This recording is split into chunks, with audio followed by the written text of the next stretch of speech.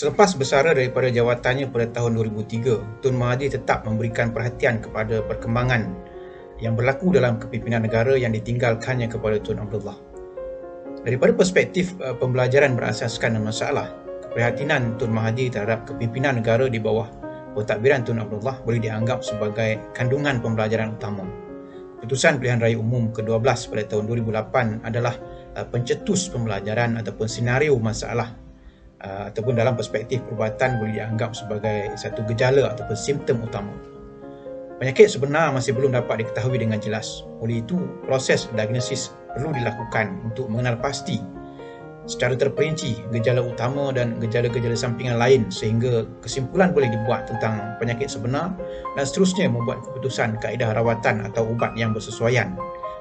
Untuk membantu proses diagnosis ini, beberapa langkah perlu dilalui sehingga dapat mengenal pasti isu pembelajaran utama yang boleh membantu mengetahui dan memahami secara pasti penyakit atau sebab utamanya.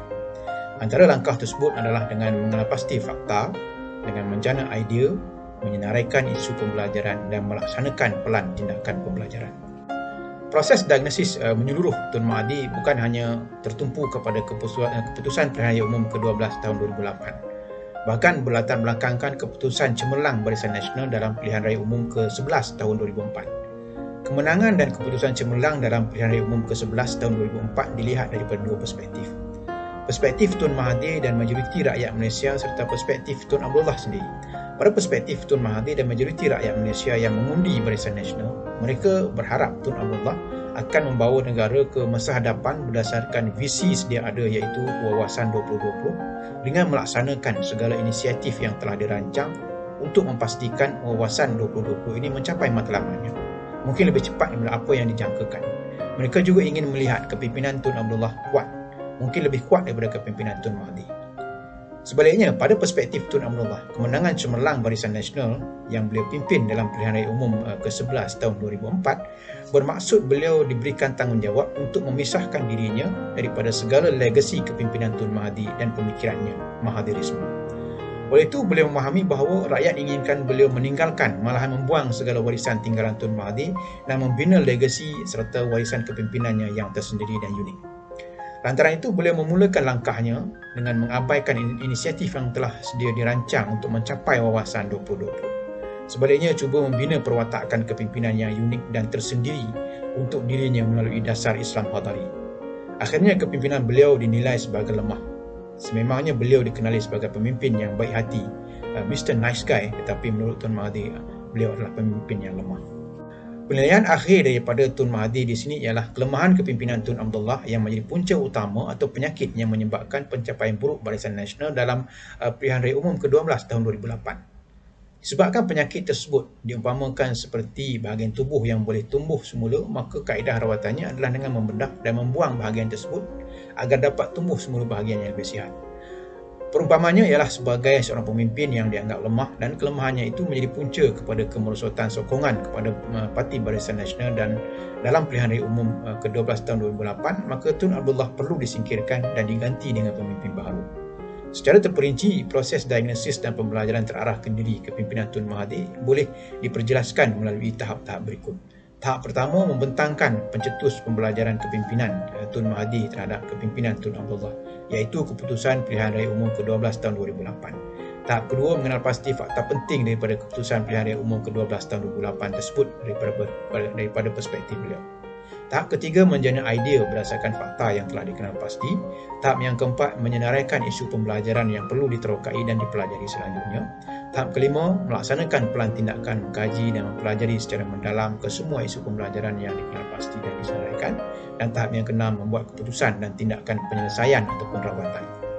Tahap pertama sehingga tahap keempat adalah proses diagnosis, manakala tahap kelima dan keenam adalah tahap pembelajaran terarah kendiri ataupun self-directed learning. Berdasarkan 6 tahap ini, kita boleh membuat simulasi pembelajaran semula untuk mengenal pasti bagaimana pendekatan pembelajaran berasaskan masalah atau PBL boleh diaplikasikan dalam mempelajari kemahiran kepimpinan seseorang pemimpin. Berikut adalah contoh simulasi pembelajaran tersebut. Tahap pertama, membentangkan kenyataan keputusan Pilihan Raya Umum ke-12 tahun 2008 dalam bentuk pencetus pembelajaran ataupun senario masalah seperti berikut. Keputusan Pilihan Raya Umum tahun ke-12 tahun 2008 menunjukkan bahawa Barisan Nasional memenangi 140 kursi parlimen, manakala Parti Pembangkang memenangi 82 kursi parlimen. Berbanding dengan pencapaian Pilihan Raya Umum ke-11 tahun 2004, pencapaian Barisan Nasional adalah lebih buruk, sedangkan pencapaian Parti Pembangkang meningkat lebih baik. Tahap kedua, mengenal pasti fakta penting daripada keputusan Pilihan Raya Umum ke-12 tahun 2008 tersebut daripada perspektif beliau. Antara fakta penting daripada pencetus pembelajaran ini ialah yang pertama, keputusan Pilihan Raya Umum ke-12 tahun 2008 menunjukkan bahawa Barisan Nasional memenangi 140 kursi parlimen, manakala Parti Pembangkang memenangi 82 kursi parlimen. Yang ketiga, berbanding dengan pencapaian Pilihan Raya Umum ke-12 tahun 2004, pencapaian Barisan Nasional adalah lebih buruk, sedangkan pencapaian Parti Pembangkang meningkat lebih baik. Tahap ketiga, menjana idea berdasarkan fakta yang telah dikenal pasti. Berdasarkan dua fakta utama di atas berikut adalah antara idea yang boleh dijana berdasarkan pengetahuan sedia ada. Mungkin melalui pencarian segera daripada sumber atas talian, iaitu pertamanya, fakta yang pertama, keputusan Pilihan Raya Umum ke-12 tahun 2008 menunjukkan bahawa Barisan Nasional memenangi 140 kursi parlimen. Antara ideanya yang pertama ialah Barisan Nasional dipimpin oleh Datuk Seri Abdullah Ahmad Badawi. Barisan Nasional memenangi 140 daripada 222 kursi parlimen, iaitu 51.39% undi popular. Fakta yang kedua, manakala Parti Pembangkang memenangi 82 kursi parlimen. Berikut adalah senarai idea yang dijanakan daripada fakta yang kedua. Satu, Parti Pembangkang di bawah gabungan Pakatan Rakyat. Yang kedua, Parti Pembangkang dipimpin oleh Datin Seri Wan Azizah Wan Ismail. Yang ketiga, Parti Pembangkang memenangi 82 kursi parlimen dan 47.79% undi popular. Fakta yang ketiga, berbanding dengan pencapaian Pilihan Raya Umum ke-11 tahun 2004, pencapaian Barisan Nasional adalah lebih buruk, sedangkan pencapaian Parti Pembangkang meningkat lebih baik. Berikut adalah senarai idea yang dijanakan daripada fakta yang ketiga ini. Satu, berbanding dengan pencapaian Pilihan Raya Umum ke-11 tahun 2004, jumlah kursi Barisan Nasional yang hilang adalah 58, iaitu daripada 198 kepada 140. Yang kedua, penurunan undi popular Barisan Nasional mencatatkan sebanyak 12.51%, iaitu daripada 63.9% kepada 51.39%. Yang ketiga, walaupun berjaya memenangi pilihan raya ini dan dapat mengekalkan pemerintahannya, Barisan Nasional mencatatkan prestasi yang lebih buruk berbanding pilihan raya sebelumnya. Kehilangan kursi dan penurunan undi popular yang begitu banyak menunjukkan prestasi yang amat buruk bagi Barisan Nasional, apatah lagi dengan kehilangan majoriti 2/3. Yang keempat, Parti Pembangkang berjaya meningkatkan jumlah kursi kepada 61, iaitu daripada 21 kepada 82 kursi. Yang kelima, undi popular Parti Pembangkang juga meningkat sebanyak 13.79%, iaitu daripada 34% kepada 47.79%. Walaupun kalah dalam pilihan raya ini dan gagal memerintah negara, dan Parti Pembangkang menunjukkan cabaran yang sengit dan mencapai peningkatan jumlah kursi dan undi popular yang besar. Tahap keempat, menyenaraikan isu pembelajaran yang perlu diterokai dan dipelajari selanjutnya. Berikut adalah senarai isu pembelajaran berasaskan fakta dan idea yang telah dikenal pasti. Isu pembelajaran bagi fakta satu, iaitu keputusan Pilihan Raya Umum ke-12 tahun 2008 menunjukkan Barisan Nasional memenangi 140 kursi parlimen. Antara isu pembelajaran berasaskan fakta satu ini, iaitu bagi idea yang pertama, BN dipimpin oleh Datuk Seri Abdullah Ahmad Badawi. Satu, sejak bila Datuk Seri Abdullah Ahmad Badawi memimpin Barisan Nasional? Yang kedua, bagaimana beliau dipilih memimpin Barisan Nasional? Bagi idea yang kedua, iaitu Barisan Nasional memenangi 140 daripada 222 kursi parlimen. Satu, bagaimanakah penilaian pencapaian ini? Yang kedua, apa perbezaan antara jumlah kursi dengan jumlah undi popular? Untuk proses penjenaan isu pembelajaran seterusnya bagi fakta yang kedua dan ketiga, tuan-tuan dan puan dijemput merujuk kepada bab 8 dan 9 buku ini. Tuan-tuan dan puan juga boleh melaksanakan proses ini seterusnya berasaskan contoh yang ditunjukkan bagi fakta yang pertama ini. Untuk memperjelaskan isu pembelajaran, setiap satu persoalan boleh disenaraikan secara ringkas topik atau bidang pembelajaran. Tahap kelima dan keenam. Pada tahap ini kita akan melaksanakan pelan tindakan yang telah disusun dengan mengkaji dan mempelajari secara mendalam ke semua isu pembelajaran yang dikenal pasti dan disenaraikan. Proses diagnosis berakhir pada tahap keempat, iaitu selepas kesemua isu pembelajaran yang diyakini penting untuk dipelajari dan diterokai telah dikenal pasti. Tahap kelima dan keenam adalah tahap pembelajaran terarah kendiri ataupun self-directed learning. Tahap keenam secara khusus adalah tahap di mana keputusan dibuat atau masalah diselesaikan serta proses refleksi dibuat secara menyeluruh. Pada tahap inilah kita akan dapat memahami secara mendalam masalah yang dipelajari serta peluang untuk memahami masalah yang serupa pada masa hadapan.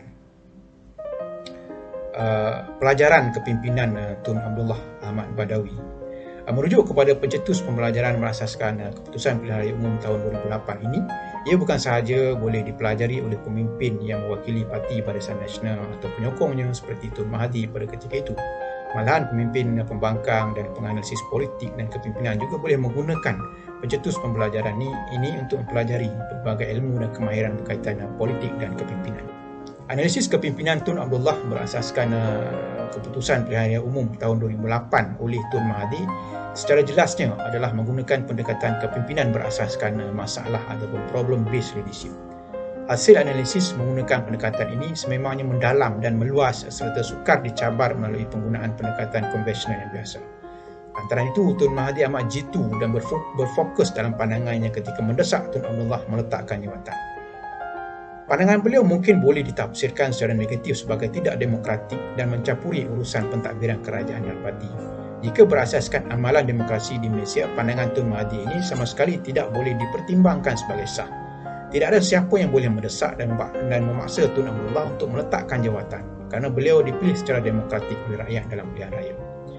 Walaupun Barisan Nasional tidak berjaya memenangi sejumlah 2/3 majoriti, sistem demokrasi di Malaysia mengesahkan kemenangannya dengan menguasai majoriti kerusi pilihan raya untuk terus memerintah negara. Tun Abdullah adalah pengurusi Barisan Nasional dan Presiden UMNO, parti yang memegang majoriti kerusi parlimen. Beliau dipilih secara demokratik dalam pemilihan parti oleh majoriti ahli UMNO.